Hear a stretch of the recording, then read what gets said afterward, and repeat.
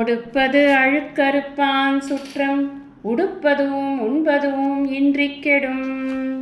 இந்த பொறாமை குணம் இருக்கே, அது யார் பொறாமைப்படுறாங்களோ அவங்கள கெடுக்கிறதோடு இல்லாமல் அவங்களுக்கு சுற்றத்தாராக இருப்பவர்களையும் சேர்த்து கெடுத்துவிடும். அதுவும் எப்படி கெடுக்கும் அப்படின்னா, உடுக்க உடை கூட இருக்காது, உண்ண உணவு கூட இருக்காது. அதாவது உடலுக்கு தேவையானதும் இருக்காது, உயிருக்கு தேவையானதும் இருக்காது. அந்த அளவுக்கு கெடுதல் உண்டாகும் அப்படின்னு சொல்கிறார் வள்ளுவர். இதை புரிஞ்சுக்கிறதுக்கு ஒரு குட்டி கதையை மகாபாரதத்துலேருந்து நம்ம பார்க்கலாம். எல்லாருக்கும் தெரியும், சிசுபாலன் அப்படின்னு ஒரு அரசன் இருந்தான். அந்த சிசுபாலனுக்கு இந்த கண்ணனை பார்த்தாலே எப்பவுமே மகா பொறாமை.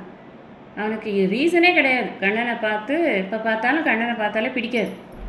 அப்போ அந்த சமயத்தில் தர்மர் என்ன பண்ணுறார் அப்படின்னா, இந்திரபிரஸ்தத்தில் ஒரு ராஜசூய யாகம் ஒன்று பண்ணுறார். அந்த ராஜசூய யாகம் முடிஞ்சதுக்கப்புறமா அந்த ஆவிர்வாகமெல்லாம் யாருக்கு கொடுக்கறது அப்படிங்கிறத ஆராய்ச்சி பண்ணும்பொழுது வியாசர் என்ன சொன்னார், இந்த பூஜையுடைய பிரசாதத்தை எல்லாம் யாருக்கு முதல்ல கொடுக்கணும் அப்படின்னா அது கண்ணனுக்கு தான் கொடுக்கணும் அப்படின்னு சொன்னார். எல்லாருமே அதை ஒத்துக்கிட்டாங்க. ஏன்னா கண்ணன் மேலே எல்லாருக்குமே பிரியமும் அதிகம், மரியாதையும் அதிகம். ஆனால் சிசுபாலன் மட்டும் என்ன பண்ணுறான், பொறாமையினால் அதை தடுக்கிறான்.